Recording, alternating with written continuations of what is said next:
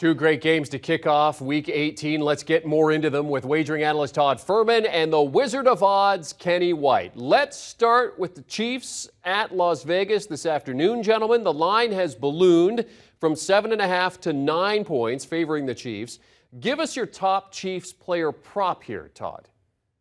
You mentioned this number really taking off, Jeremy, and I think a lot of people approaching this contest with the win and they're in mentality for the Kansas City Chiefs. Of course, given the unfortunate circumstances that we saw unfold earlier this week, a win for the Chiefs will give them the number one seed in the AFC. And if they're going to achieve that goal, it's because of the man under center being Patrick Mahomes. And when you look at his over-under for passing yards today, I actually think it's a discount. And it's rare to say that when you're looking at a total in the mid-320s. But Mahomes is flirting with a bit of history. And if he throws for 430 yards, he has a chance to break the single-season passing record. The perfect antidote for that is the Raiders secondary, which has been downright porous over the last couple of weeks. You look at the way Mahomes has performed against this Raiders team, especially in games away from Arrowhead, and he's been dynamic, well over 350 yards per contest. I think Kansas City plays their starters for 4 full quarters here. They make a statement on the offensive side, and it's all about Patrick Mahomes throwing the ball over the silver and black. I'll take Mahomes over his passing total. Yeah, complete agreement, Todd. A nice little nugget for the passing yards and over 430 for the best season ever. Something to shoot at. Just looking at this game, season median, Patrick Mahomes, 328.5 yards. That's against everybody. Now he's up against the worst pass defense in the entire NFL. Gets his weapon back in Mecole Hardman. He's got so many weapons now. It's just so good. They are clicking on all cylinders. I agree with you. I think they keep their pedal in the metal all day long. I think it's going to be a huge day for Patrick Mahomes over the passing yards. As you mentioned, 324.5 seems like a big number, but again, his median number is higher than that. And against this Raider defense, it's going to be easy, I think, to get over. And he has made quick pickings of the Raiders, too, on the road. He's 4-0 against them in his career. As a player prop for the Raiders, then, let's turn over to them. Kenny, who you got? Well, I wanted to go with Josh Jacobs because I felt like they really give him the football, but that number wasn't up. Maybe it's up today, but still not trusting that he's 100%. I'm going with Jarrett Stidham's passing yards over. That number was 237.5. We just saw him throw for 365 against the San Francisco 49er defense. Stidham can throw the football. Josh McDaniels knows that. That's why he brought him in. He was with him in New England. Great hookup with Devontae Adams. We know Adams is shooting for some numbers here in this game. The Kansas City pass defense, number 21 in the NFL, 9% below average. That's going to be added on to the stats for Stidham. I think Stidham has a big day. I think he can go, and not toe-to-toe with Mahomes, but I think he can put up some yards here with Patrick Mahomes today.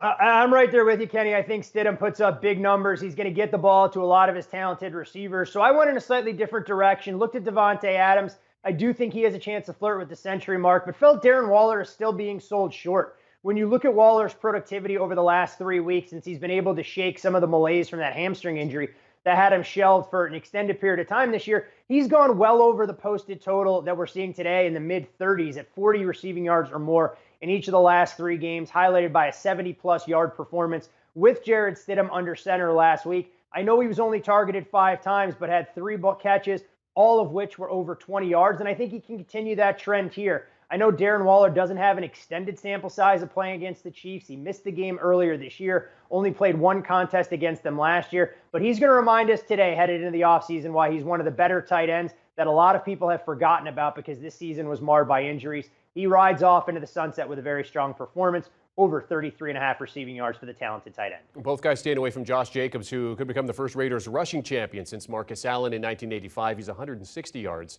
ahead of Nick Chubb going into this week. All right, so give us a game pick here, Todd. When you see these lines, Chiefs given 9 points, a total at 52.5. So when you look at that, what are you thinking here? For me, Jeremy, I can understand people backing Kansas City. I think they're an excellent teaser leg if you're able to get them below the key number of 3. But as far as straight plays are concerned, I'm going to go over the total at 52.5. I mean, Kenny and I both talked about the quarterbacks having prolific days. Patrick Mahomes should be licking his chops against this Raiders secondary, one that he's feasted on in the past. Meanwhile, Jarrett Stidham has at least shown a flash last week against a significantly better 49ers defense in this very same building. I don't ever like to say that a game could resemble a scrimmage, but if there's one on the slate that could look like that, I think this is going to take the tone of a little bit more 7-on-7 football than what you'll typically see across the board. A lot of star power on both sides, tons of big plays. I think this has all the makings of a good old-fashioned AFL shootout. Yeah, complete agreement, Todd. This is my best over of the weekend, over 52.5. Two serious passing teams right now with two very weak passing defenses. Raiders number 32 and the Chiefs number 21. But looking at the numbers, home and away, Kansas City has done this for years. They've been a great over team on the road. They're 6-2 over this year. The median score 32-25. That's 57 points against the median. We're not talking about the Raiders and the worst defense, pass defense in the NFL. On the other side, the Raiders at home at Allegiant 5-2 to the over this year. Their median score 30-24. Both those medians over today's number. Also Kansas City, as I said, they've been a great under team for the last 6-7 years at home. They've been a great over team on the road. They keep their pedal in the metal. Andy Reid knows it on the road. You got to keep going, and he does it on the road. So I think he does it again today. Kenny White, Todd Fuhrman giving us their picks for the early game Saturday between the Chiefs and the Raiders. Let's recap what those picks are. In terms of the player props for the Chiefs, both of them like Patrick Mahomes to go over his total of 324.5 in terms of the passing yards. In terms of a Raiders prop, Todd likes Darren Waller to go over his receiving yards total, and Kenny likes Jared Stidham to go over in terms of the gameplay. Both of them deciding to go over the total. Again, Chiefs playing for that number one seed. They get that with a win. Well, we already know it doesn't guarantee home field advantage with the changes approved by the owners on Friday. Raiders, as Ryan Harris said in our last segment, they're just looking to get out of here healthy and get to that vacation spot.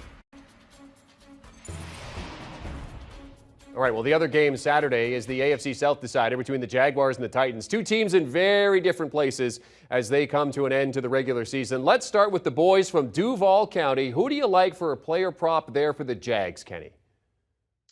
I'm going to go under here with Trevor Lawrence in his passing yards, 266.5 passing yards. On the year, his median number a little bit lower than that. But looking at what the Jaguars did the last 2 weeks, he threw for 152 and 229. They really made an effort to run the football with Travis Etienne. And I really think that'll be the game plan today, is run the football. But more than anything, I think Tennessee on the other side, their game plan will be to run the football with Derrick Henry, play very, very slow and methodical because that's what they do. Shorten this game, less plays in this game, giving less opportunities to Trevor Lawrence on the other side to throw the football. Then I think if Trevor Lawrence gets up in this football game and gets a lead, which the betting line says he's supposed to, anytime the Jaguars are up 7 or more, their pace becomes very slow as well. Doug Peterson knows with over a touchdown lead, you can run the clock out, you can win the game. So I just think there's going to be less opportunities for Trevor Lawrence today. I went under at his passing yards. And I have an under with the Jags as well, but I'm going to go to the backfield instead, and this will be with Travis Etienne, under 64.5 rushing yards. We've seen him get an increased workload in recent weeks. I mean, 15 to 17 carries has kind of been the norm. But when you look at this Tennessee Titans defense, for all of the issues they've had this year, the lion's share have come in the secondary, and the run defense has remained stout. Even when they played a bunch of the second stringers last week against the Dallas Cowboys in a somewhat meaningless football game, they were still able to keep Ezekiel Elliott largely in check. And I think when you look at Tennessee this game, they're going to put the burden of proof on Trevor Lawrence, a sophomore quarterback in the biggest game of his young career. Etienne carried 17 times against the Titans a few weeks ago, was only able to amass a shade more than 30 yards. Meanwhile, you look at Tennessee's full body of work, and opposing running backs haven't exactly put up gaudy numbers. They're averaging 3.4 yards per carry. And over the last 5 weeks, a shortened sample size here, you're talking about running backs averaging less than 3 yards per carry. I think Jacksonville has to use that short controlled passing game as extension of the ground attack. I don't see the big plays coming from Etienne. He'll get his touches, but the yards will be tough to come by. All right, so that's the Jags. So let's look at the Titans. They've been an absolute dumpster fire down the stretch. I don't think there's a lot of hyperbole there. Losers of 6 straight games. So which player are you confident putting money on here, Todd? Yeah, you talk about a dumpster fire, flirting with history in the wrong direction amid this 6-game losing streak, given their glorious start to the season at 7-3. I'm going to go to the one constant that we've grown accustomed to as far as this Titans offense is concerned, and that, of course, would be Derrick Henry, who has more than 1,200 career rushing yards against these very same Jacksonville Jaguars. You look at his average, more than 105 yards per contest over the last 12 games. He comes in riding a streak of 3 straight 100-yard rushing games with a touchdown in each of those, had 121 yards the last meeting against the Jaguars, and he nearly got to the century mark in the first quarter alone. The biggest thing that's plagued Henry in recent weeks is him putting the football on the carpet. I mean, he fumbled twice against the Jags, has fumbled 4 times over the last 3 games, and he's lost 3 of those. So there are some concerns in that department, but you're going to feed the big fella early. You're going to feed him often. And when you look at his over-under for carries, as far as odds makers are concerned, that number sits at 22.5. I really believe he can average 5 yards a touch and get us comfortably over the century mark. Well, Tana, we went opposite here. I went under, and for the fact that there's no Ryan Tannehill at quarterback. And when you mention all the numbers that Derrick Henry put up against the Jacksonville Jaguars, it was a bad football team. And there was a quarterback under center. Now we've got Joshua Dobbs, a 26-year-old who has less than 50 career passes in his career. A little bit of film on him from last week. Jacksonville's defense has been far better the last couple of weeks, and overall for the entire season, number 12 in the NFL, stopping the run. Jacksonville knows right now who's going to beat you, Derrick Henry. So if you're the head coach and you're Doug Peterson, you're going to load up the box and you're going to stop the run today, and you're going to force Joshua Dobbs to be the guy to beat you today. So it's not going to be Derrick Henry. If they have a game, it'll have to be up to Joshua Dobbs. I'm going under with Henry. All right, at the beginning of the season, when you look at the line, I mean, you would think this line would be reversed, but now it's the Jags that are favored by 6.5 points with the total sitting at 40. So what's your line play here, Kenny?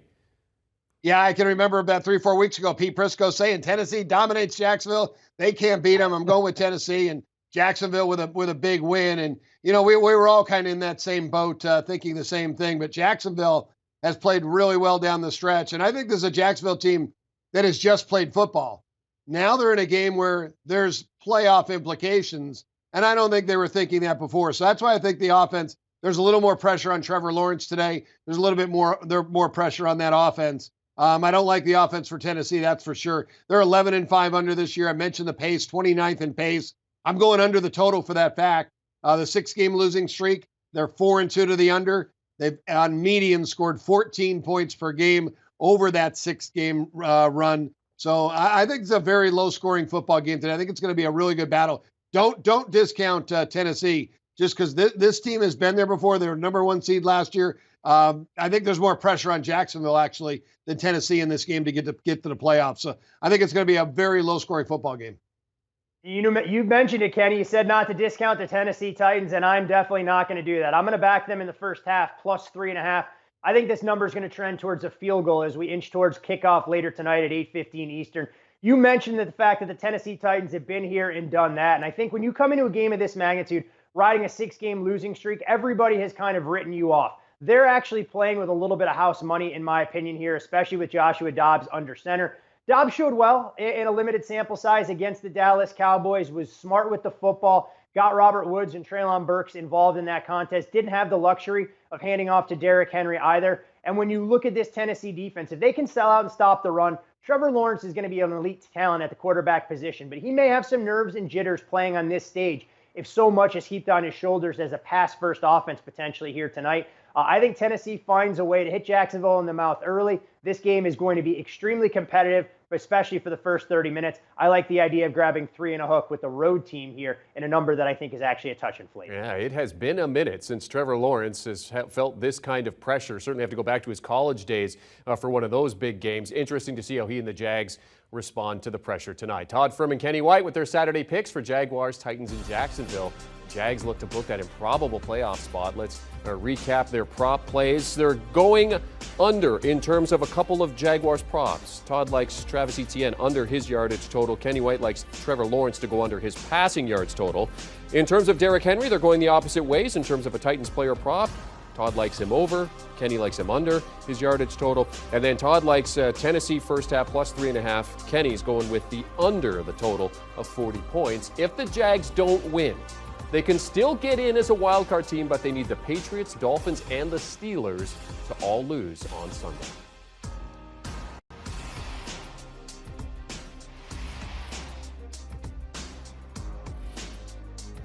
This is CBS Sports HQ presented by Papa John's. Better ingredients, better pizza. Let's talk winning ingredients in terms of a Saturday parlay. Todd, what are the winning ingredients in your Saturday parlay?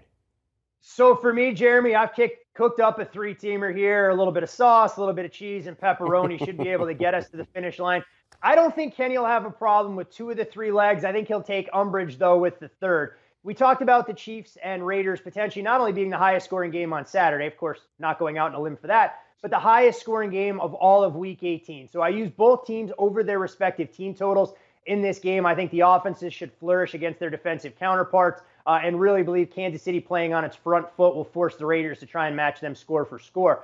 But I'm actually going to go a slightly contrarian approach in the second game and take the Tennessee Titans over their team total at 16.5, 17. 17.5 would be the cutoff for me. When you look at Tennessee offensively, there's no doubt that there is a massive drop-off from Ryan Tannehill, his level of experience, to what they're going to get with Joshua Dobbs. But I think the offense will look different than what we saw against the Dallas Cowboys with Derrick Henry out there. And while the Jaguars defense has been trending up a little bit, I do think there's a little bit of noise in the numbers given their last two defensive performances where they had the aid of the elements in Zach Wilson when they played the Jets on a short week. Last week, it looked like the Houston Texans were doing everything they could to try and secure the number one pick. And I think this defense is going to be a little bit vulnerable if they can get play action going against them from the Titans. So I'll take a trio of team totals all over, something I'm normally reluctant to do, but I think we can see some points from those trio of teams today. Yeah, amazing. Between Todd and I, when we're looking at 5 total plays, 4 of the 5 to the over. And my 2 final scores, perfect final scores, so we can both win, Todd. Jacksonville wins 20-17 today. You get your over 16.5 with the Titans. I get my Jacksonville money line and under for the football game. And then Kansas City 35-24. You win both your legs as well. Kind of a 7-team parlay we can kind of put together if we can do a same-team parlay. So, yeah, give me the Chiefs. Laying the points and the over, Jacksonville and the money line to the under today. Good chance to win some good money. The Wizard of Odds, Kenny White, Todd Fuhrman, helping you make some money Saturday with plays and parlays. Great stuff as always, gentlemen. Let's recap those parlay plays as you take a look at Todd's going with team totals on this day. Titans team total over, Chiefs team total over, Raiders team total over. $25 will get you $161.25 there with Todd. And for Kenny, Kansas City likes their point total there, going over the total for the game. Jags money line at -285, and then Tennessee, Jacksonville to go under the 40 points. Kenny's $25 bet will get you $210. Between the two, $50 wins you over $370. Do you want a sports network that delivers everything that matters about the game? The highlights, the picks, the instant analysis, no yelling, no fake debates, no politics. Hit the subscribe button and never miss a moment.